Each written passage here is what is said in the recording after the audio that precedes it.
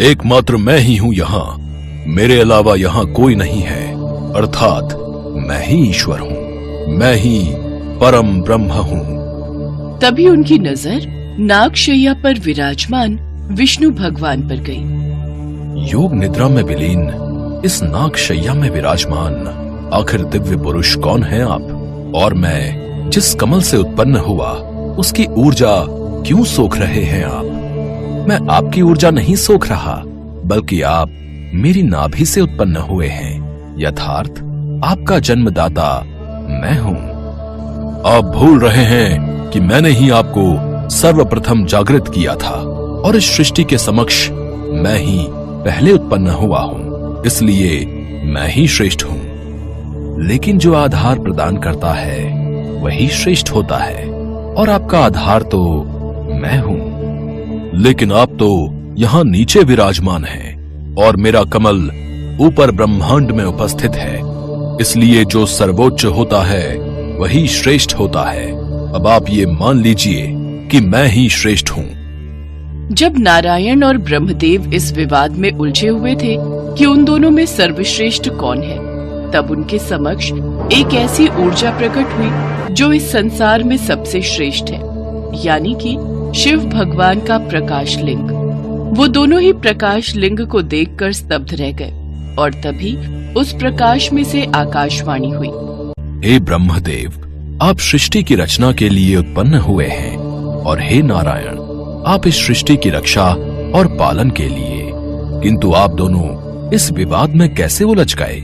लेकिन फिर भी आप दोनों ये ज्ञात करना चाहते हैं कि कौन श्रेष्ठ है, तो आप दोनों इस लिंग के विपरीत छोर की ओर बढ़िए, और दोनों में श्रेष्ठ वही होगा जो सर्वप्रथम इसके छोर के अंत तक पहुंचने में सर्वप्रथम होगा।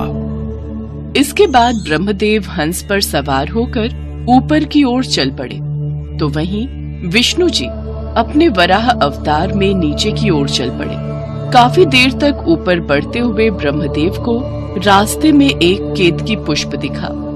प्रतीत होता है कि इस परोक्ष लिंग का कोई अंतिम छोर नहीं है, किंतु अगर ये पुष्प भी ये प्रस्तुत करे कि मैं स्तंभ के अंतिम छोर तक पहुंच चुका हूं, तो इस प्रतियोगिता में मेरी विजय ही होगी। तभी वो पुष्प ब्रह्मदेव के हाथों में आता है। कौन हो तुम और यहाँ क्या कर रहे हो? फिर वो पुष्प एक लड़की का रूप ले लेती है। मैं केतकी पुष्प हूँ।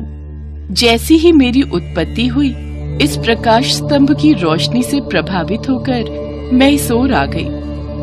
केतकी पुष्प, मैं ही इस सृष्टि की रचना करने वाला हूँ, और अगर तुम चाहती हो कि तुम्हें सर्वश्रेष्ठ पुष्प माना जाए, तो तुम्हें मेरा एक काम करना होगा।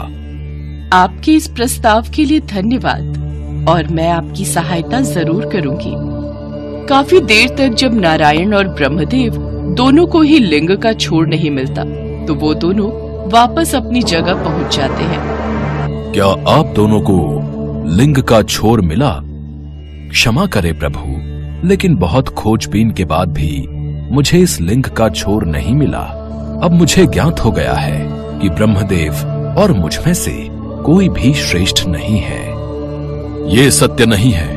मैं इस लिंग का अंतिम छोर ढूंढने में सक्षम हो गया हूँ, इसलिए मैं ही सर्वश्रेष्ठ और सर्वोत्तम हूँ, और इसका प्रमाण भी है मेरे पास।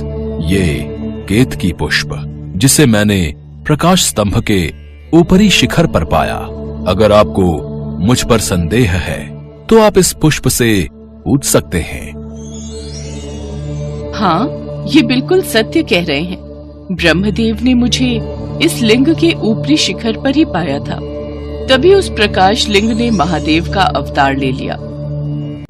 ब्रह्मदेव, तुमने असत्य बोलकर विजय प्राप्त करने की कोशिश की है, इसलिए मैं तुम्हें श्राप देता हूँ कि तुम्हारी ही रची हुई इस सृष्टि में तुम्हारी ही पूजा नहीं होगी।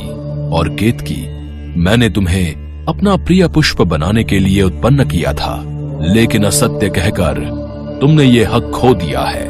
मैं तुम्हें श्राप देता हूँ कि तुम्हें किसी पूजा में कोई मान्यता प्राप्त नहीं होगी, और तुम्हें मंदिरों और पूजा स्थल से बाहर रखा जाएगा, और केवल साज सज्जा के लिए ही तुम्हारा उपयोग होगा।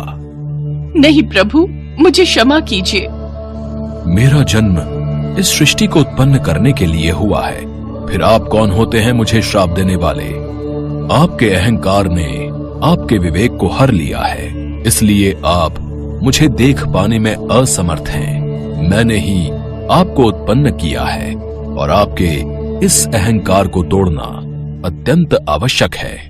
इतना कहते ही महादेव का उग्र रूप काल भैरव प्रकट होता है और क्रोधित होकर कहता है, पर ब्रह्म है आप, किंतु आपके अंदर का यह अहंकार आप में भ्रम उत्पन्न कर रहा है। ऐसा अहंकार और कटु वचन बोलने वाले आपके पंचम शीश को दंड भुगतना ही होगा। काल भैरव ने बिना देर किए पल भर में ही ब्रह्मदेव का 5वां शीश काट डाला और इस तरह उनके अहंकार को नष्ट कर डाला।